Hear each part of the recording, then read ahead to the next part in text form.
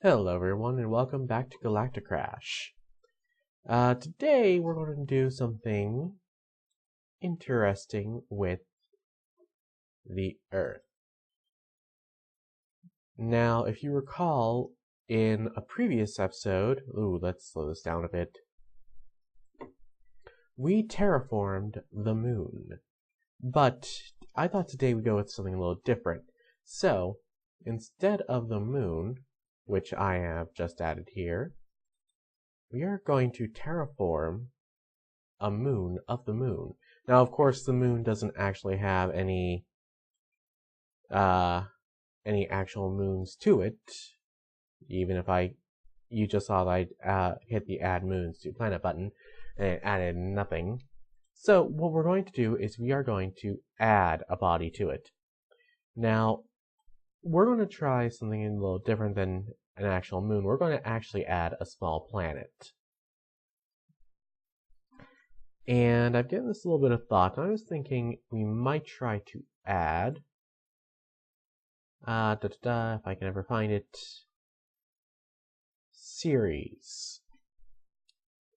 Where are you? There we are. And we are going to put Ceres in a sizable orbit, not one that'll be disturbed by the Earth. That's the trick here. There we go. I'm going to slow her down right here to approximately real time, give or take. And just as I've said in a previous episode, we are going to be basing habitability for Ceres off of the Earth. The first thing we're going to do is give it a magnetic field. So we are going to go into temperature, or is it minerals? Yes, I will show the magnetosphere. As you can see, Ceres has no magnetosphere. And if we go over here to the Earth, we see that, yes, we do have a magnetosphere, and this is what protects the atmosphere from being eroded by solar winds, as well as the surface from being bombarded with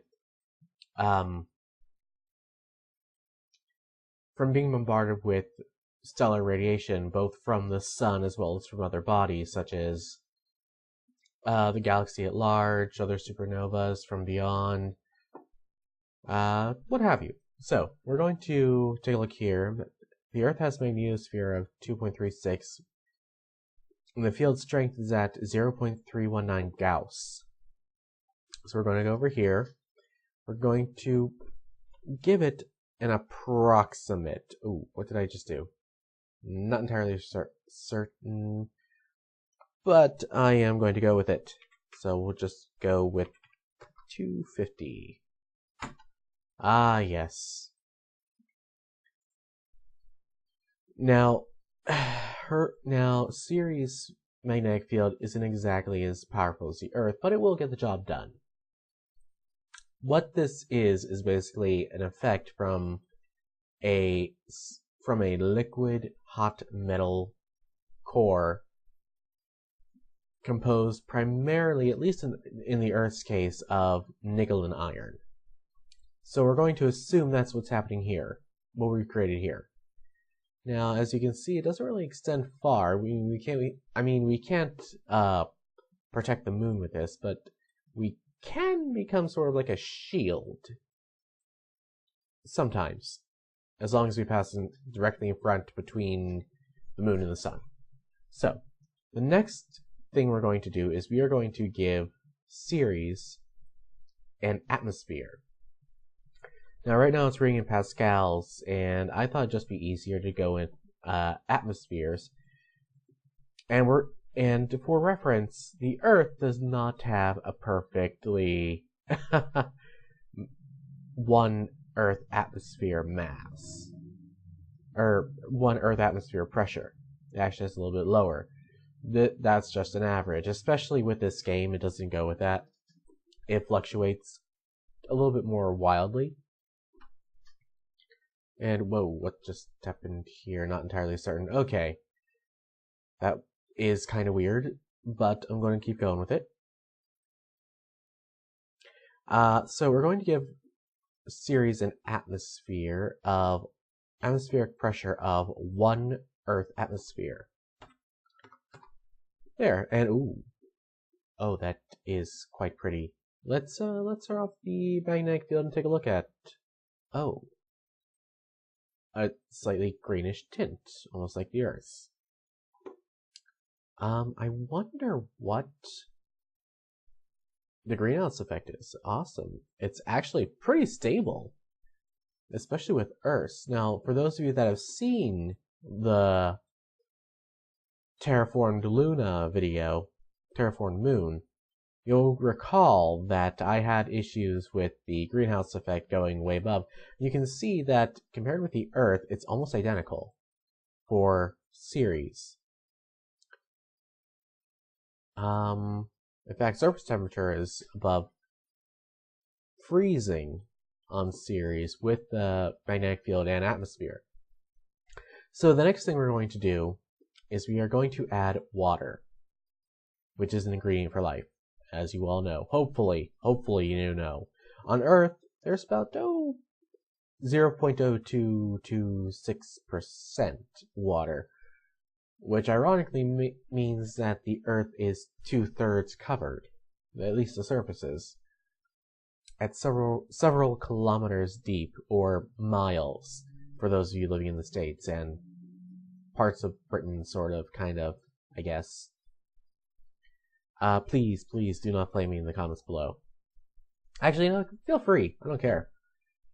Go ahead. So we're going to, just a little too much water, but it does look beautiful, and by the looks of it, pretty stable. Brisk! At about 10.9 degrees Celsius. On Earth, it's about 14.6. I've seen it actually go up to 15. In fact, it's more stable at 15. At 14.6, we're actually entering a mini ice age on Earth. Yeah, you can even see it up here. With Ceres, that is beautiful. Mostly a water world. Couple of continents, really. That is actually quite pretty. Just for the hell of it, I am going to speed it up so we can see. It looks like we've got a little bit of atmospheric bleeding. May want to increase. There's another continent right at the equator of Ceres. A pretty big one. Wow. That has to go at least halfway around, almost halfway around. Actually, I'm going to lower the water content just a bit. So we're at 3.67 times e to the 18th power. So let's just bring it down to 0. See how much less water, how much reduces the surface water. Well, that's not really much. Let's do a bit more. Bring it down to, actually, I wonder if we can, no, we can't. Okay, so then, bring us down to 3.4. That takes us down to 0.359%. I got a few more mountains, more land mass, especially around the equator. Nothing at the poles, though. You know, for a planetoid like Ceres, I would have expected ice.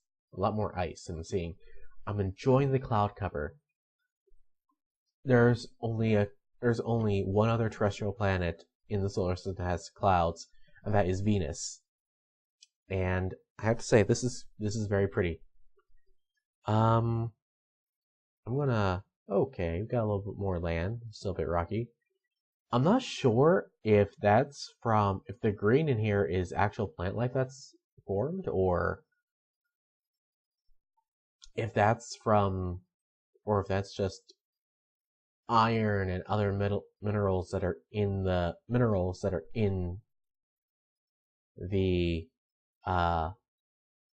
soil. It almost looks like, take a look at this. Take a look. That looks a lot like a forest, even though I'm pretty sure that's not a forest. We've got gorgeous lakes and huge land masses, really. the temperature, it's almost Earth-like. It's almost Earth perfect, really. So, and the similarity is about 41%. If you remember back from the moon terraforming episode, I got the moon up to about 65% Earth-like. So, actually, you know what? Let me take a look at how Earth-like the Earth is. 99.99%. Okay. So, let's take another look. Magnetosphere stable. Axis. Oh, there's no seasons. So let's add in axis. On Earth, it's about 12. Let's do about 10 per series. We'll show the axis. Okay.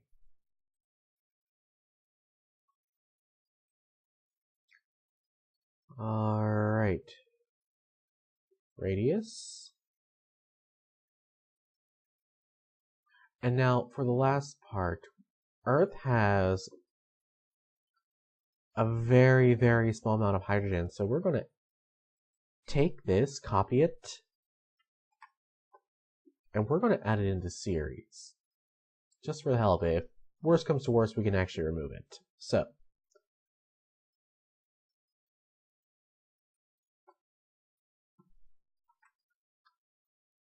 ooh, that is a lot of hydrogen, actually. Yeah, that's going to cool it down. It's an ice world. Yeah, we're icy. Let's bring this back up to... You know what? I think I'm just going to let it go without the hydrogen and let it warm up on its own. It's not warming up. Let's see what the greenhouse effect is. Yeah, it's still pretty normal. It's actually almost identical to the Earth's.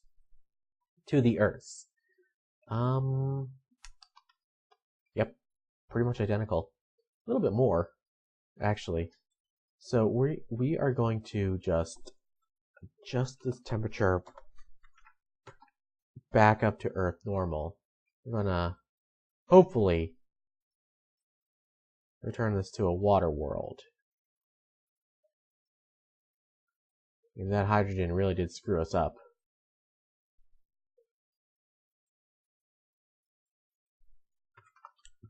Bring pressure back up to Earth normal.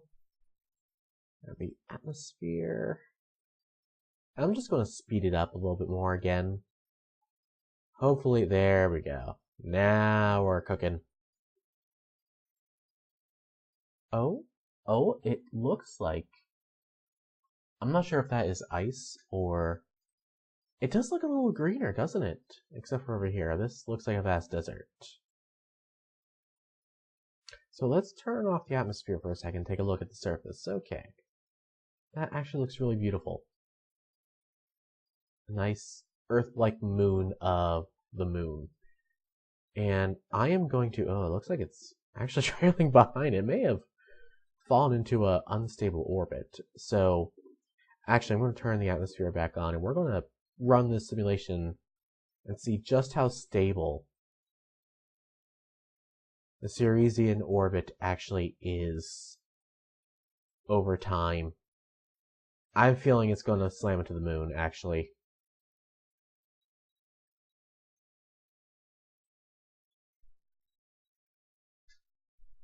I should have probably put it into a binary orbit. Probably would have been a little more stable. So this is like a couple months down the line. Let's take a look at... Oh, it's actually a little warmer. It's about 5 degrees warmer than it was when we left it. Still no life. I'm not sure if that's a good thing or not. Whether or not that's a good thing, I should say. Although, the likelihood of it developing life is a little better. I wonder... No, we can't adjust that. So, I'm going to do something a little odd. I'm going to actually add in some organic matter using the materials function. What I'm going to do at the pole, life is theorized to have originated in the oceans on Earth, so maybe this is how it happened. Not someone in a computer simulation just throwing it at us, but like a comet hitting, falling into the ocean and seeding it from there. So let's take a look. Oh, what the hell? Seriously? Well, there goes the life.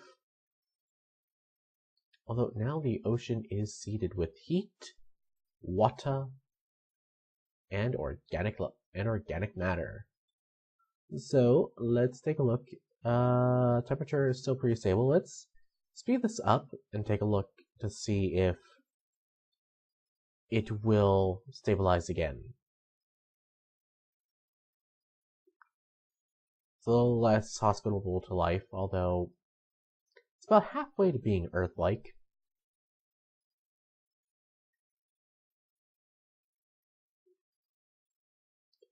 So let's see how the moon would react. Actually, I am very interested in that.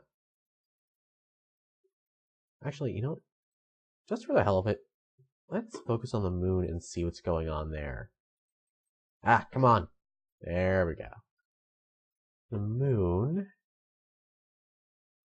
does not look like it's getting any sort of atmosphere. Though the temperature looks like it is fluctuating. Probably from Ceres, the gravity of Ceres in conjunction with the Earth, pulling at its core in different directions and sort of warming it up. So over time, I think it might create a field, a viable magnetic field, but I'm not sure I want to run that simulation for this long. But let's take a look, shall we? Oh, I think we're going to lose Ceres, actually. Her orbit is really, really decaying. But she is beautiful. Yeah, she's going to start breaking up. So let's run this and see what happens. See how long it would take. Yeah, she's already starting to break up.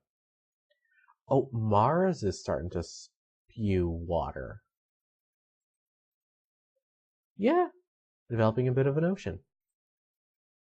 Temperature is still frozen.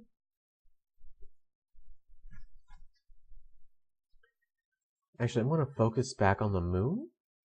And we are going to take a look. No atmosphere so far. We're going to take a look to see what happens. It's definitely affecting the moon's orbit around Earth.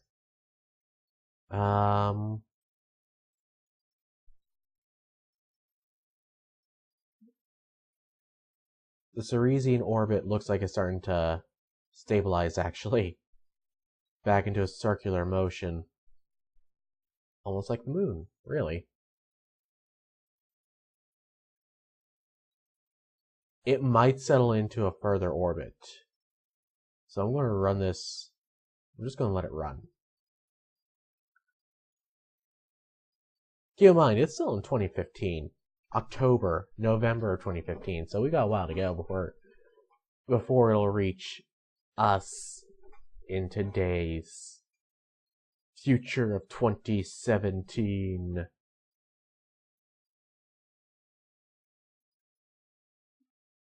Still running. Still running. Still circling the Earth. Circling the circles. Who's that Greek mathematician who declared, "Do not disturb my circles" before he was killed because they wanted his circles? I forget his name. But that always just sticks with me whenever I always remember that story whenever I'm looking at, especially simulations of the solar system. It's just beautiful. Yeah, it looks like Ceres is actually stuck into... Oh, here we are.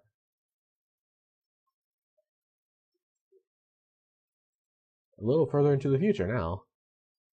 Ceres has kind of fallen away a little bit